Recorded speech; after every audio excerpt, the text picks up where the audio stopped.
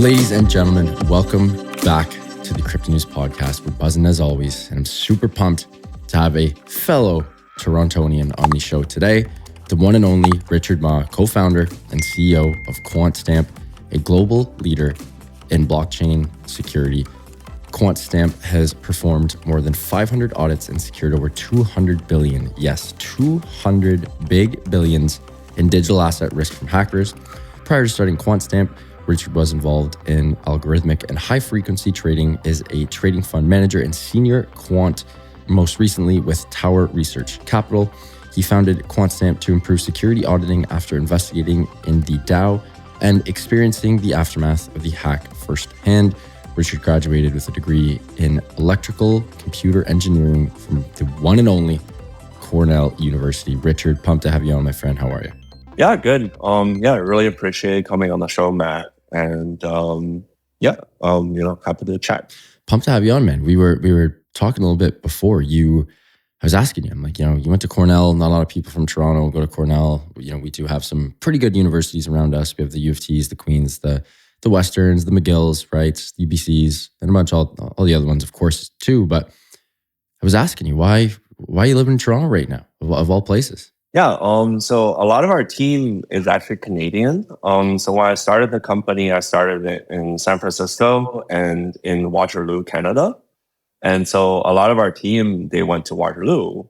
And, a lot of folks from Waterloo, they tend to drift to Toronto. And so about 3 years ago, I decided to move to Toronto and sort of be with the team here. So and it's been great. So let's give us the whole background here. Obviously, you're CEO of Quantstamp right now. You guys are doing a heck of a lot, which we will get into. But give us your childhood all the way up to choosing to go to Cornell, to discovering blockchain, being a quant, being an HFT trader. Give me the whole 9 yards. Yeah. So sort of like my own background is that I used to be a high frequency trader. I was basically building software. A lot of it was in C++, and it was, handling hundreds of millions of dollars of trades a day. And when I was doing that, it became pretty clear that a lot of the financial system, it's kind of very inaccessible, both in terms of just the knowledge of how it works and also just access. And so when I found, Ethereum, I was really interested because you could build something on Ethereum and it could just be available for anyone in the world to use. If you build an exchange, for example, if you build Uniswap, anyone in the world can use that. And that was very different from my experience on Wall Street, where you had to buy special servers to put in the data center that talks to the other servers of the exchange. Different world. And there was this whole game of basically how do you communicate in the most efficient manner with the exchanges to do your trades the fastest? And so basically when Ethereum came out, I bought some Ether pretty early. And in 2016, I put money into the DAO. And it was the first big project, that a lot of the people in the community supported. And about, 3 weeks into that, it was hacked. And, more than $50 million was, hacked. And after the DAO incident, I decided that there definitely needs to be security companies in the space because people are going to be starting new projects and they're not going to know how to protect these projects because the surface area is so much bigger because everyone in the world can access them. That was the reason I started Quantstamp, is basically to help to protect these new projects. And when we started, we were really fortunate in that there were really no projects when we started. So, now audits are really complicated. There's bridges, there's, L2s, there's lots of different ecosystems like Solana and Sui. There's lots of different types of DeFi projects. It is really hard for someone to learn how to audit right now. But when we started, people were just launching a few tokens here and there. And so we were able to basically work with sort of the early founders in the space, learn what they were doing. And as people develop new things, we'd learn how it works. And so over time, that's sort of how Quantstamp grew. It's as people build interesting projects, we would find out about them early. We would try to help them out with like design and security. And eventually a lot of these companies became like billion-dollar companies that had a lot of assets. And then, then we sort of became bigger to help with that. I love that. Always nice to see when, you're creating a product / service for a solution to a problem. Even more so when you experience that problem firsthand. So we love to see that. Before we get into more Quantstamp stuff, I'd love to have you go over a high-level overview of, audits in crypto as general. Just like you touched on, there are dozens of different types of audits. What are some of the most common? What are some of the most underrated? What are the most important? What are the biggest pain in the asses on your end of the side? What is the biggest pain in the ass on the end client's side of things? Give us the whole TLDR on Web3 audits. Yeah. The summary of audits is that like whenever people make new code, so, all these like Web3 projects, they have lots of developers. And whenever they make new code, usually like for every like 100 lines of code, there's some sort of bug. And, every time like a project wants to launch something new, they usually get an audit. So that's basically what we help with. The most dangerous type of project today is probably around bridges, because bridges are where you take assets from like one blockchain and you move it to another one. And a lot, more than like 60% of all the value that's been lost, in the last couple of years has been from bridges. And so, we've sort of become the experts in that area. But I guess to take a step back, usually when we do an audit, the customer, they are almost done and about to launch some feature or some project. They basically send us all their source code. We have a lot of like software in-house that looks for different types of potential vulnerabilities. And then we have a team of PhDs that go through and tries to find attack vectors for the project. And so really common attack vectors is like, we find some way to basically get around the system and expose the user's funds so that anyone can just take out the funds from the project. Another really like common attack vector is that for a lot of projects, there's like a financial element to them, right, where you can like trade or borrow or lend. And, it's possible on the blockchain to like borrow $100 million for like 12 seconds and then return it. It's wild. And so a lot of the hackers, what they do is they use this concept of a flash loan, which is that you basically borrow a ton of money for a very short amount of time, like, one block, and then return it and do a bunch of stuff in that one block. I see. And that's sort of a really common way that a lot of these projects act, which is that they build some DeFi project. And their DeFi project, it's built on top of, for example, Curve finance. So, they have some like mechanisms and they leverage a liquidity pool from Curve. And so it's possible to basically manipulate prices and in this like very short amount of time, basically take out a bunch of money. And then like once the money is taken out and the price is reset, all of a sudden the users are just short a lot of money. And so these are sort of the things we help to catch. And, basically every week for the last 6 years, we've been finding lots of bugs like this. And almost every week we have lots of calls with different teams to explain how to fix them. Like sometimes we have to explain how the bug works. And then we, help them to explain, hey, like here's how you would fix that and like help change the design. And so that's really like security audits in a nutshell. From doing so many audits, we've gotten a lot of experience in like what types of attacks are possible and like how to fix them. And then, mostly behind the scenes, we have calls with the teams that are, that have projects that are managing, tens or hundreds of millions of dollars in user funds. And we basically do these calls to explain like, okay, like this is really serious. Definitely don't launch that. You should fix that. Or like a lot of times during holidays, people really like to launch projects right before holidays. Because these project teams, they have like a deadline, right? So before like Easter or Thanksgiving or the Christmas holidays. They really like to launch projects right before. And so we have a lot of calls with them. They like, hey, Don't do that. don't launch your really important feature, between Christmas and New Year's. Like that's gonna, if something goes wrong, like You're hooped. it's gonna be really hard to fix it. And so that's sort of what we do like behind the scenes. It's so interesting. And on the actual audit side of itself, the process is manual, if I did my research correct. Obviously, you guys have done it so many times that you've automated, various parts of the analysis and various parts of the workflow and process. But I guess it's really just like anything else in life. You guys just keep showing up, keep getting at bats, and keep getting better and better. And you are just more cognizant of what things to look for, and the rest sort of takes care of itself. Is my finger on the pulse there? Yeah, I think that's pretty correct.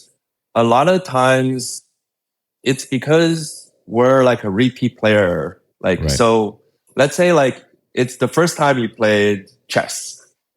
And the first time you play chess, you have to figure out, okay, like what the heck do all these pieces do? Like, how do you like try to like win the game? But if you play chess a lot, you kind of just know, okay, like, well, here's sort of the situation we're in. Here's sort of what I'm supposed to do. You don't really like analyze it at the same Bingo. level anymore. Yeah. And the fact is that most projects are built by first-time founders.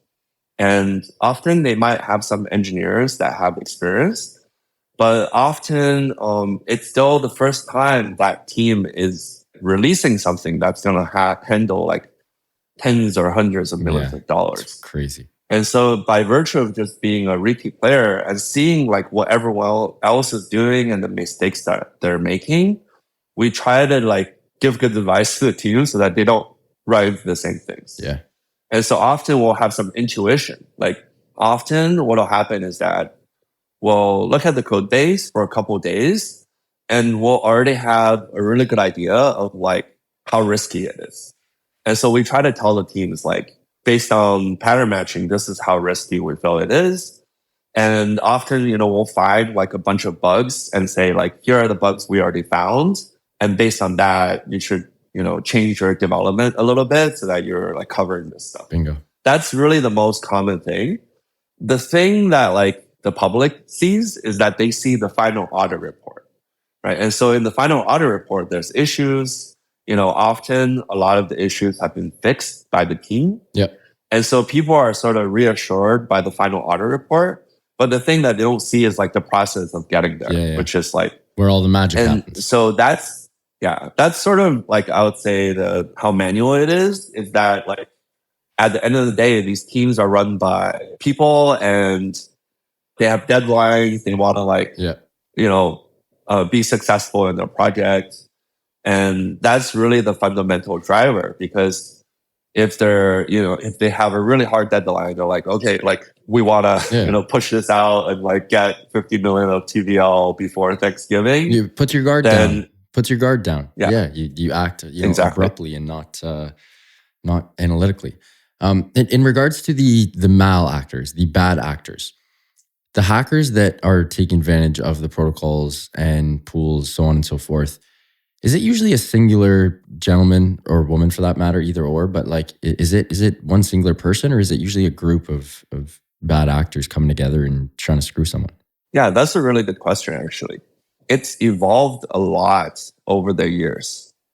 Like early on, it was usually one person. Yeah. And so actually the identity of the DAO hacker that, hacked the DAO in 2016 has more or less been revealed. It's most likely actually the founder of a project called 10x.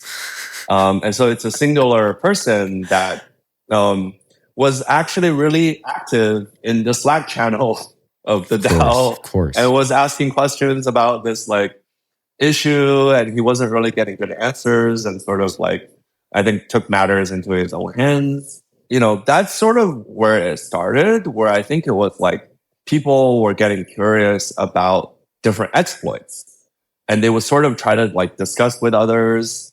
And often, I think in the beginning, there was really no way to get paid a bounty for having a finding, because it's really hard to negotiate a bug bounty with a project, even when there's a bunch of money at risk.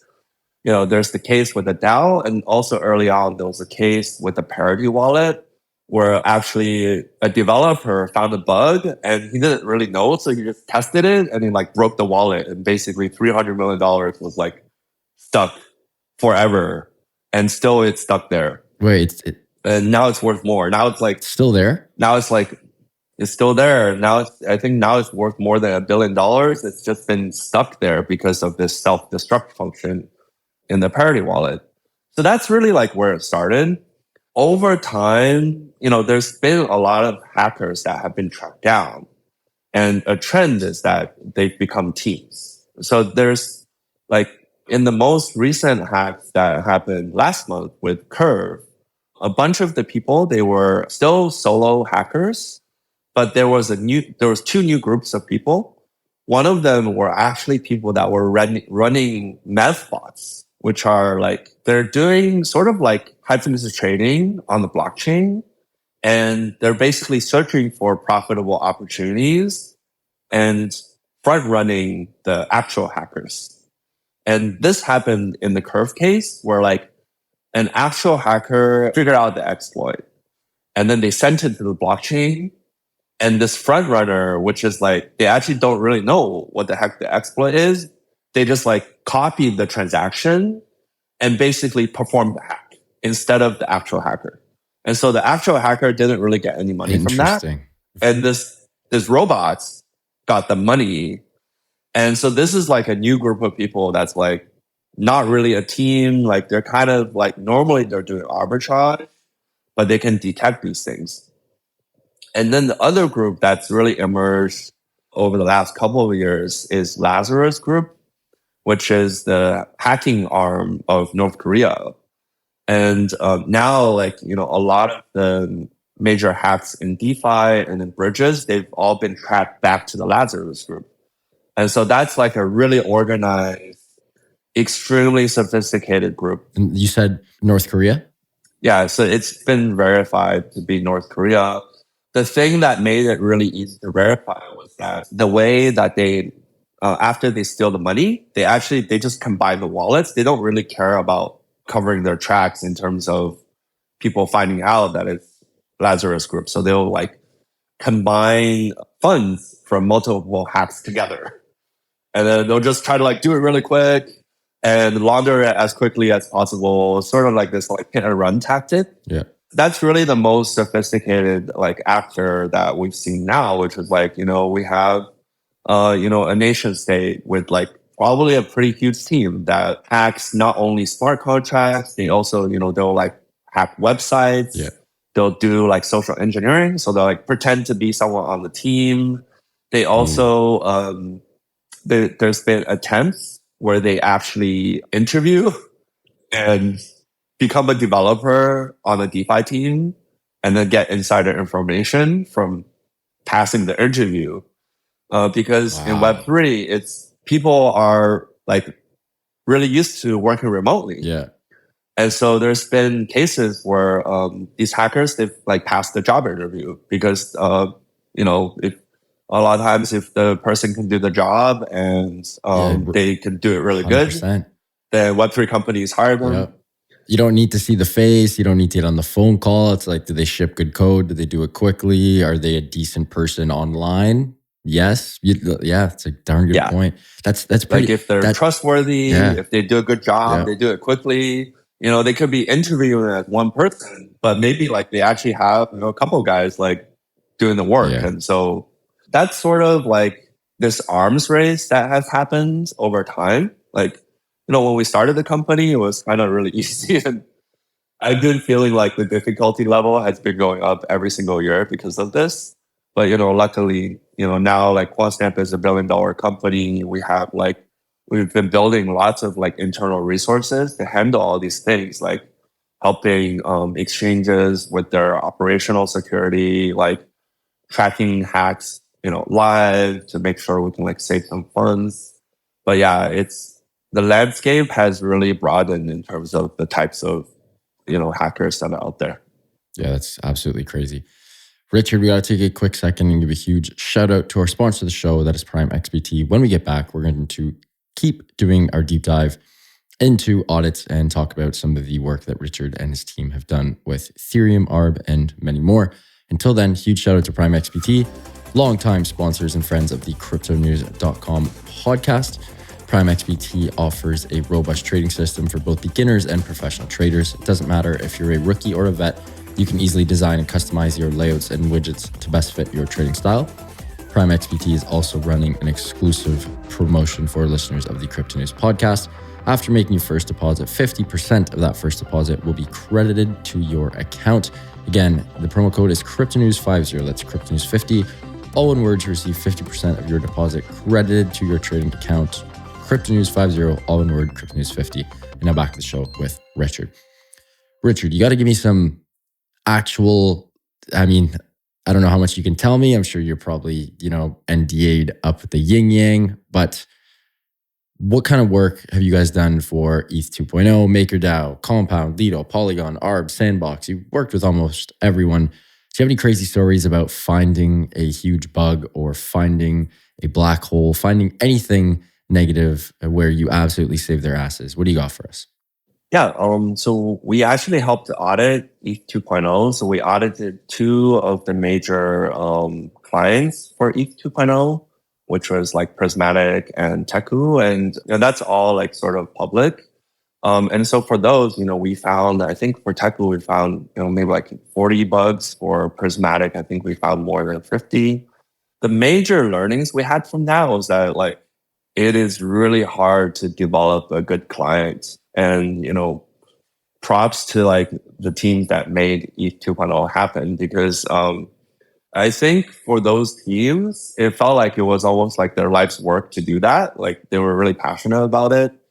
There's so many different ways to attack these clients. Like one of my like learnings that I keep having is that I think like on Twitter or like in the news, it's actually like fairly easy to have a good reputation. Like people start to trust this company pretty easily, actually. And often what we see is that there's a big discrepancy between like how much social capital the company has on Twitter and or in the news and the actual quality of their engineering and like how risky it is. And the thing I found is that I often liken like working in Web3 security to being like inside of the sausage factory where the sausage is made.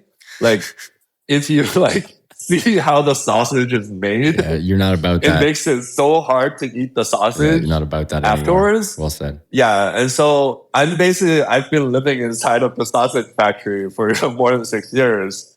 And I've sort of gotten like used to the sausage factory and the fact that like it is just a fact that most projects are a lot more risky than they seem if you only look at the marketing or the influencers talking about them. And there's often a lot of hidden risks with them. And when we like point out the hidden risks, the good teams, they tend to like discuss with us like how to fix these like things. And often the teams that end up having issues, they kind of like don't really want to acknowledge all these like hidden risks. If we're like, well, one really common risk is that one single person or like 2 or 3 people have access to basically all of the funds. And there's a case I can talk about because it like recently happened. Please do. Like totally public. Yeah. Which is for multi-chain, which is this bridge that has been around for like 3 years now. It used to be called AnySwap, and then they rebranded it to multi-chain. And recently, it became clear that like a single person on their team, who was the CEO, had the only copy of the keys to the bridge and also to all their like production environment. And it became clear because the person lived in China, and they were arrested by the police. And so after they were arrested by the police, all of a sudden, like the bridge stopped working. And people were like really confused because it's supposed to be a decentralized bridge. And then as there was like more news that came out about the arrest, the remaining multi-chain team, they were basically figuring out what to do. And so they went to the founder's like house to try to see if they can get the keys. They couldn't log in. And then eventually what happened was that they had to shut the project down. And this was, announced, I think like 3 weeks ago, where they just publicly said on Twitter, like literally they couldn't access, any keys for the bridge. They didn't have control of the assets. They actually didn't even have control of their website, like the domain for the website.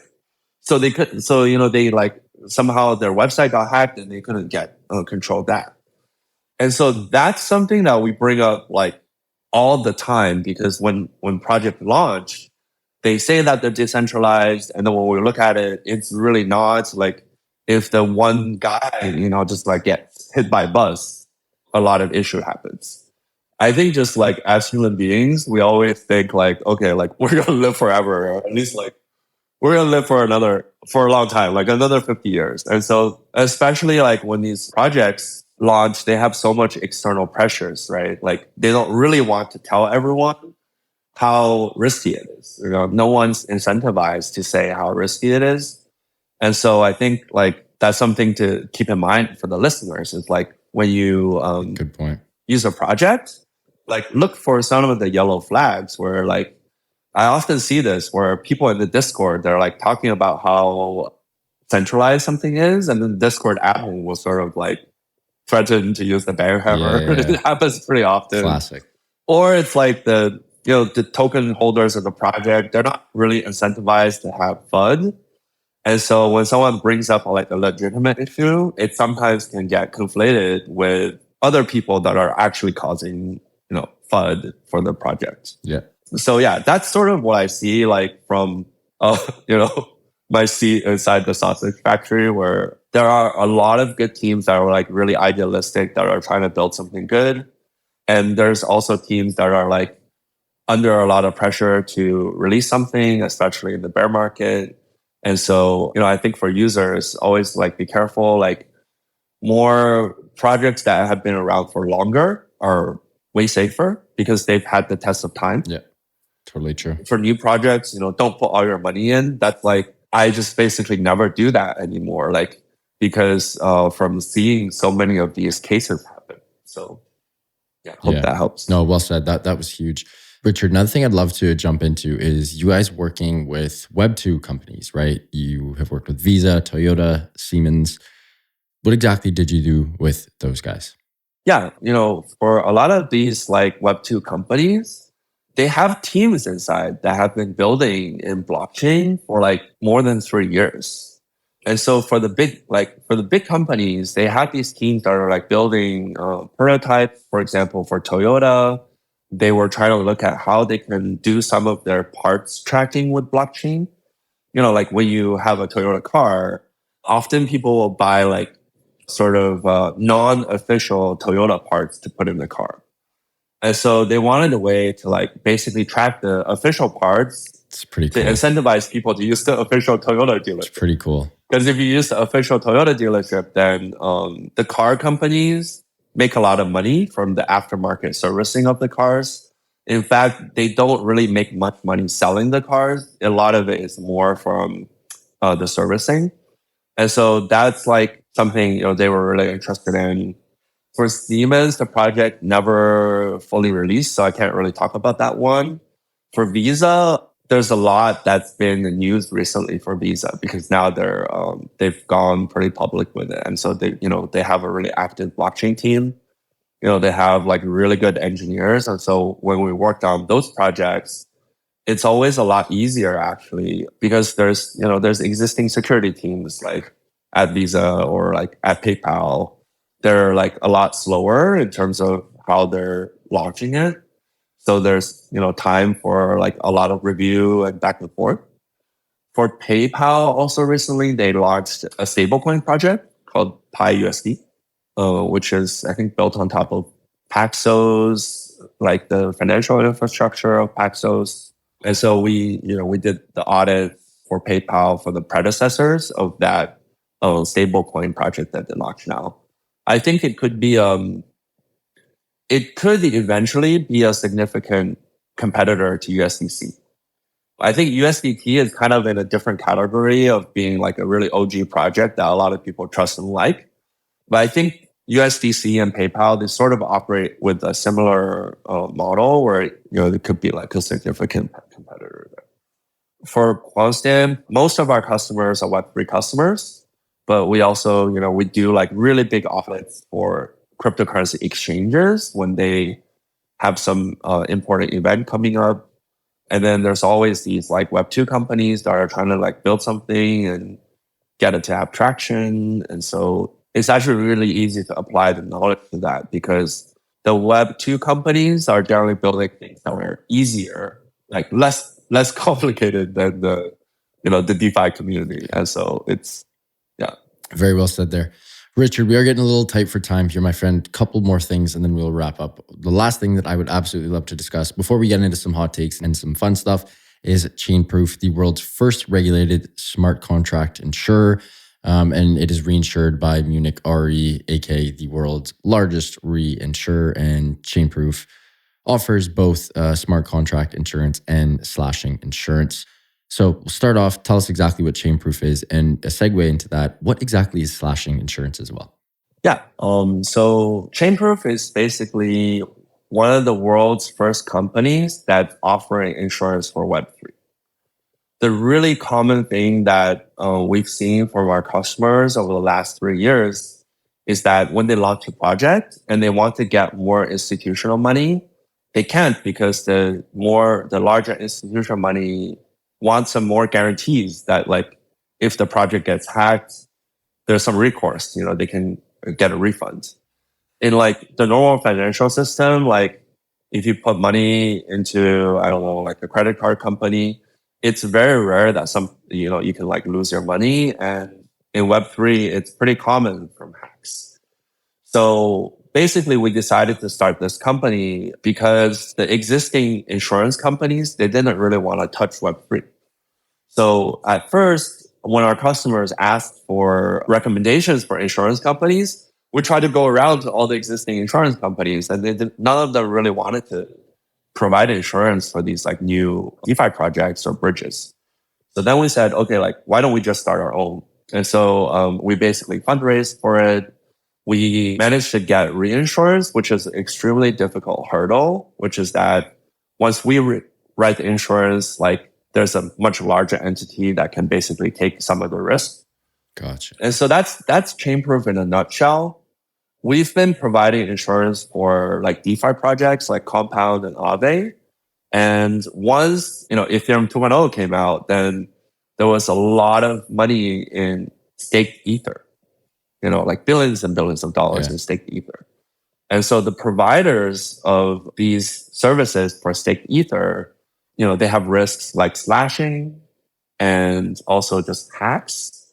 And so we started to provide those types of insurance. Slashing is basically where when they're running the validator, they do something wrong or like their server goes offline. And so they can lose money from that.